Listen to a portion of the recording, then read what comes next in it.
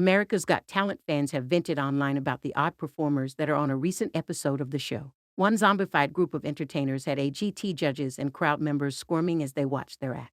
Shared on AGT's Instagram account was a clip of the dance crew at Show a Dim auditioning for show judges Heidi Klum, 50, Simon Cowell, 63, Sofia Vergara, 51, and Howie Mandel, 67. Every participant in the group on stage donned zombie-inspired costumes, tattered clothing, and fake blood.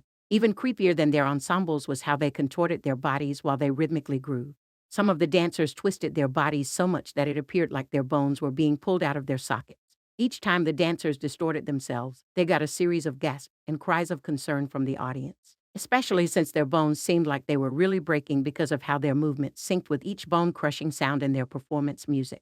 Producers placed the camera on certain audience members and judges, like Sophia and Howie, ensuring that their uneasy looks and constant recoils coinciding with the dancers' movements were captured on air. A particular audience member that a GT cameraman often pivoted back to looked absolutely queasy while he watched the spectacle. Fans left tons of comments under the post, sharing their perception of I Show a Dim. One fan suggested, "Awesome would be great for haunted houses." Another added, "The performance is sick." Peculiar performers. AGT is open to all who are willing to come and display their aptitudes, even if they are on the strange side. Last week, AGT fans were left horrified by a performer's dangerous audition on the show. Andrew Stanton was a sword swallower who grossed out the live audience. AGT returned last week Tuesday after a week hiatus. The show was filled with talent from all different genres, with one act, in particular, grossing out the judges and audience. Andrew walked onto the stage with swords and a pen. He hit them together, knelt on the stage, and put the swords down his throat.